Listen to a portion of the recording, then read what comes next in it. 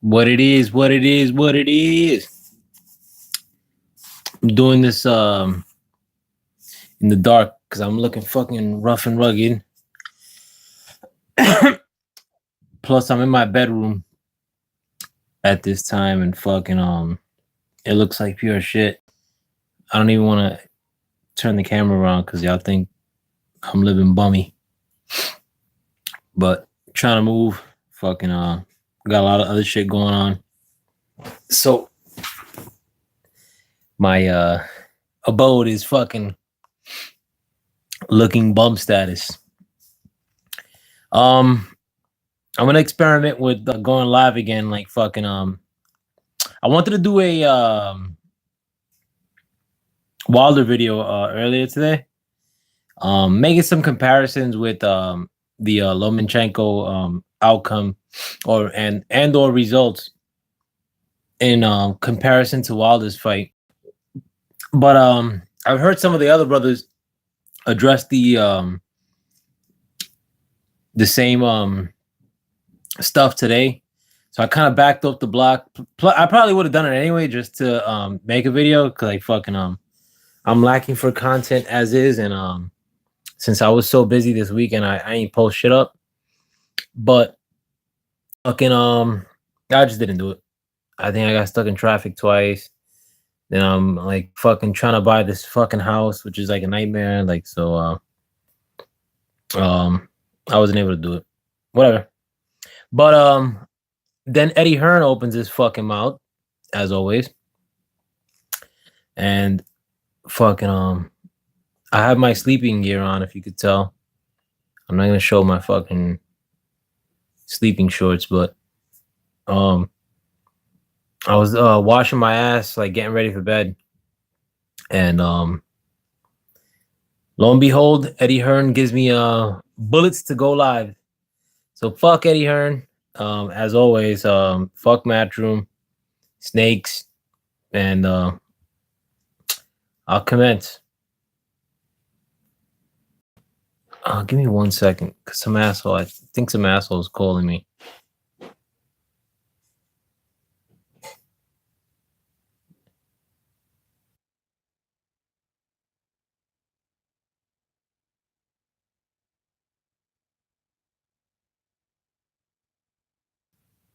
I'm sorry, y'all. Yeah, but this video is regarding Eddie Hearn's trying to bash the pay-per-view numbers. I find it funny. Well, initially when they were supposedly trying to make the negotiations for a Wilder Anthony Joshua matchup potentially, there was supposed to be a gag order of sorts in which the parties wouldn't talk in public. And I kind of like my feeling was that if Eddie Hearn shut the fuck up like during that time, then they were seriously making that headway into making an Anthony Joshua Wilder matchup. Well, fast forward 8 days later, it's not the case. Actually 7 days later, because like supposedly they started negotiating or Eddie landed in LA either Sunday or Monday after the fight. And he's already popping shit. According to an article, he mentioned the fight not doing as well in regards to its buys, that the fight didn't do better than White and Chisora as far as buys go. Well, he mentioned the fact that the fight did 325 plus pay-per-view buys, which I think it's actually more than that. But I'm hoping that they give a definitive number when all said and done as to what the actual buys were. But one thing that the article, like, which a lot of times these articles don't really put Anthony Joshua on the spot. But one thing they did mention was some critiques on as far as like what the monetary numbers ended up being for both fights, as far as what they ended up bringing in, and their numbers for the Chisora White fight were 8.1 million, where Wilder's and Fury's numbers ended up netting a little under $25 million. Now that's going off a number of 325,000 pay-per-view buys for Wilder and Fury. And like I said, I think that number is north of 325,000. I think it's actually closer to 400,000, and that might not even be factoring like the other modes of in which the fight were sold, such as PlayStation View and the fight being showed on Fathom events, like in the movie theaters. But the funny thing too is that I'm predicting, as of the time of this recording, today's Monday, the 10th. Well, the AJ fanboys, the Herd, fucking they've pretty been quiet. They've sort of like went into this mode of converting into quasi Tyson Fury fans, to the point where last week they were saying that Tyson Fury was in no way, shape, or form ready to fight, that Tyson Fury's overrated, he's a bum, he's fat. To now all of a sudden there's droves and droves of Tyson Fury fans. Now, I get like somebody becoming a fan of a fighter after one fight. That is a possibility.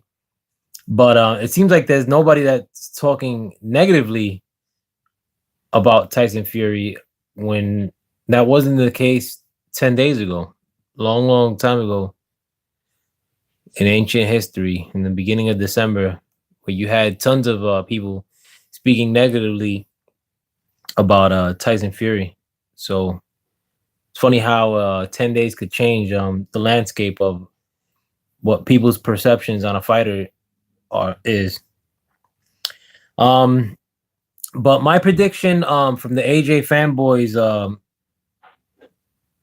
I mean, starting Tuesday, tomorrow, they're gonna be regurgitating these facts, and that's sad in the sense that you've heard nothing but crickets and bigging up Fury from these same AJ fanboys and Wilder haters for the past 8 days. I'm pretty sure they're gonna be spouting these bullshit numbers that Eddie Hearn put out. Not mentioning the fact that the Chisora White fight made a third less money. I mean, 2/3 less money than what Wilder's and Fury's fight did just on pay-per-view buys. Not even counting the gate or the ticket sales, which I'm pretty sure smashed that by an even bigger quantity. And the sad thing too, I mean, with today, and not just with boxing, people in general, is that they'll bring up like a half truth point to contend whatever point you're making. And it's sad. I mean, and you've seen it a lot with this negotiation, like whether it be like, oh, well, he signed the contract, he sent the contract for a fight in April. They just forget the fact that like that contract that was sent was not for the next fight. Like if that ever happens, or he sent Wilder the $15 million dollar offer. Like that's what it's just. I mean, and like they're not even mentioning the fact that Wilder like a lot more than 15 million on this fight. You don't hear them like coming back and backing off the block and saying, well, maybe we should pressure AJ to make this Wilder fight, being that Wilder saw a bigger payday than the 15 million that we at Matchroom offered. You hear none of that. Like, so it's just sad like that. I know as of tomorrow, people are gonna be running with the whole like quasi like fucking quarter of a point saying that um the white the Dillian White Chisora fight sold more pay-per-view buys. I mean, it's funny too because they don't mention the how many pay-per-view buys this did in the UK. I mean, I'm pretty sure that's a sizable amount of cash that was generated in the UK, and that probably comes close to the White Chisora fucking fight. Another thing too, like with like a lot of these Matchroom made fights, those fights are sort of sheltered away from the public eye being on the zone. But if they were on a regular matchup, I mean on regular TV, when you talk about the guy who Big Baby Miller just fought, who I don't even remember his name, and I've probably heard it a couple times before Bum Miller fought the guy, or even a Dillian White Chisora. Those are matches that if they were shown on Showtime and HBO would be struggling to be headliners. Like people wouldn't know who they are like on the American landscape. People don't know who Big Baby Miller is in the American landscape, even if you promote it right. The only thing people know about Big Baby Miller is that his name is Big Baby Miller. It's not like a common name for a boxer. Other than that, like nobody knows who Big Baby Miller is. People sort of know who Chisora is, and they sort of know who Dillian White is. But those guys, like at the Matchroom camp, they may talk about like these pay-per-view matches, and how much money they're making in the UK. But what they're not talking about is how much they're making in the US market, the biggest media market in the whole world, where essentially there's the most consumers in one area for pay-per-view and with the highest prices in pay-per-view. As of now, all these guys, including AJ, their biggest moneymaker, are making zero in the American market. They're making 15,000 subscribers or new subscribers that are subscribing to an app for free.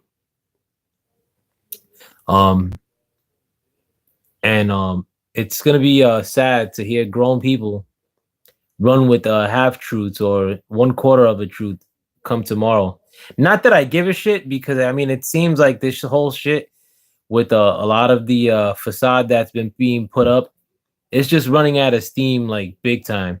Like everything that they've stated about Wilder like in the past, I mean like has not been true. If it were like even if it were like the stuff that they've said about Wilder from overnight has gone from like debatable to like completely not true. Like Wilder wasn't a moneymaker, and now he is. Wilder's not fighting in big fights. Wilder, arguably the biggest fight that's happened in the heavyweight division in the past, God knows what. I'm gonna like go out on a limb and maybe even say in the last decade. This fight with Wilder and Fury was bigger than Fury Klitschko, and it was bigger than Klitschko AJ. Sorry guys, like your bubble. It just was. Fury AJ and Klitschko, as big as that fight was, Klitschko had already been beat, so you take the allure out of that. It was showed in the afternoon here in the States live.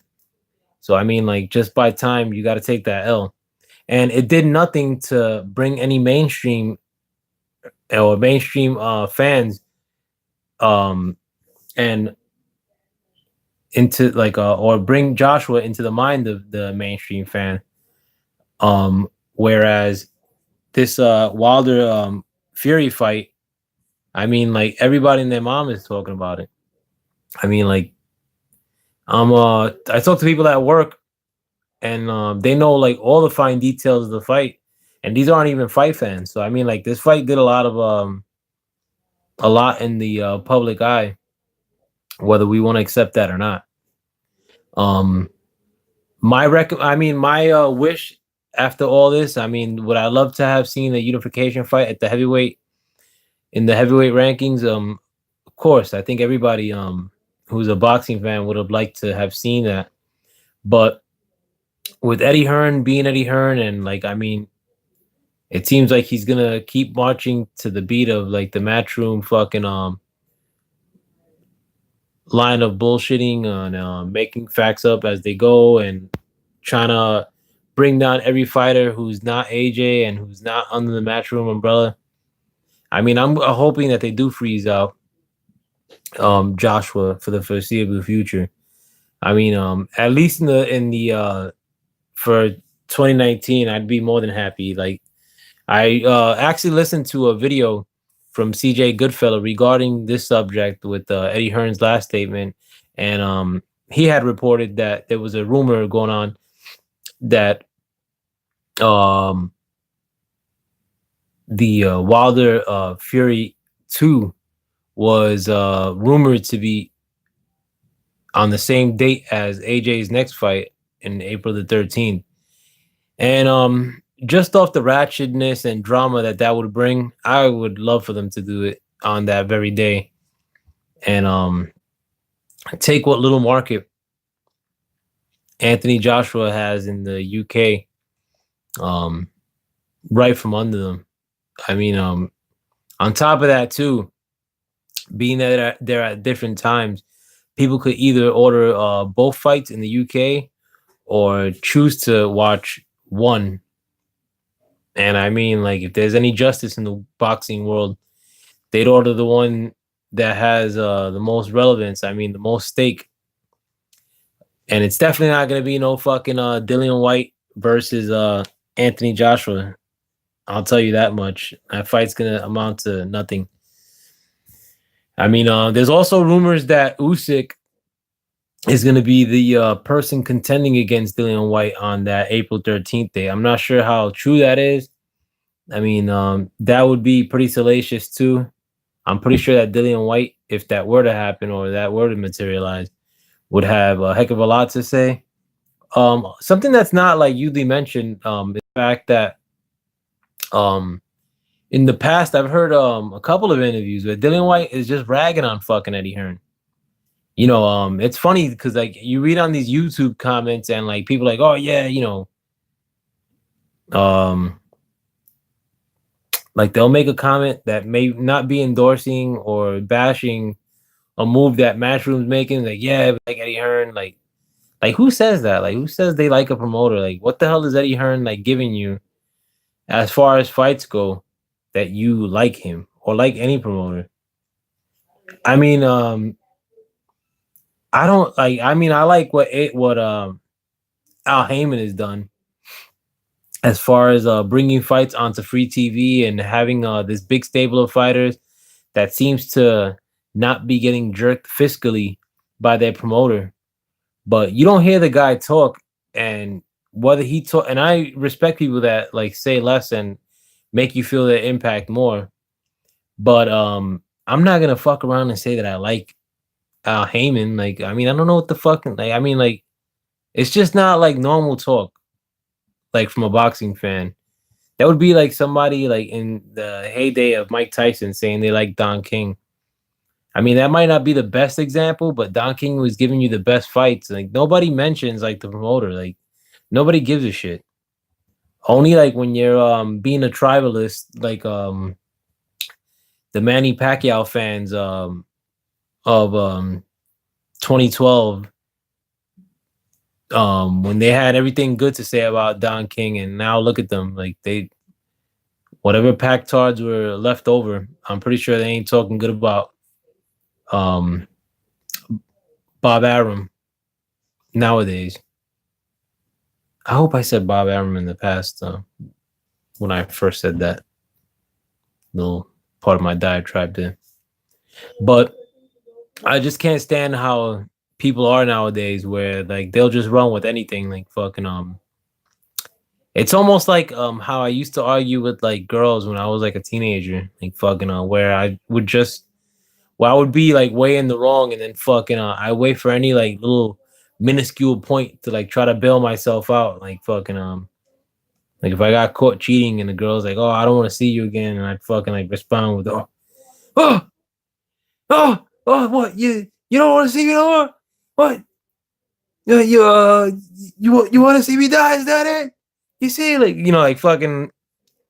That's like what you get like now, and it's not even like I'm not gonna relegate that just to AJ fans and Matchroom fans or Eddie Hearn's supposed fans, which are probably bots that are paid to go online and like fucking pump out pro Eddie Hearn shit. It's just sad that like society in general is like that. Like it's just like fucking run on bullshit. It's run on fucking fake shit you say online and on Facebook, complimenting people's ugly ass kids and fucking acting like you're legitimately happy when you see somebody posting a picture of a car in front of their shitty apartment, of a rental vehicle in front of their shitty apartment.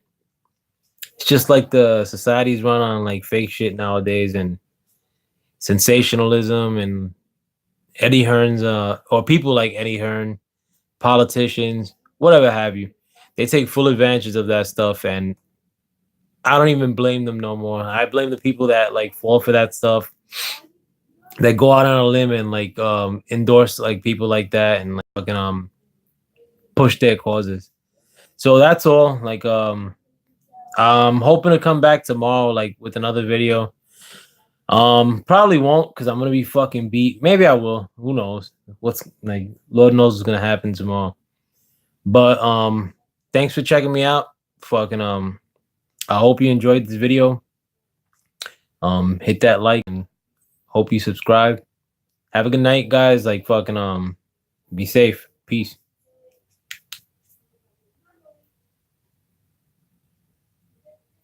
How the fuck do I stop these videos, man?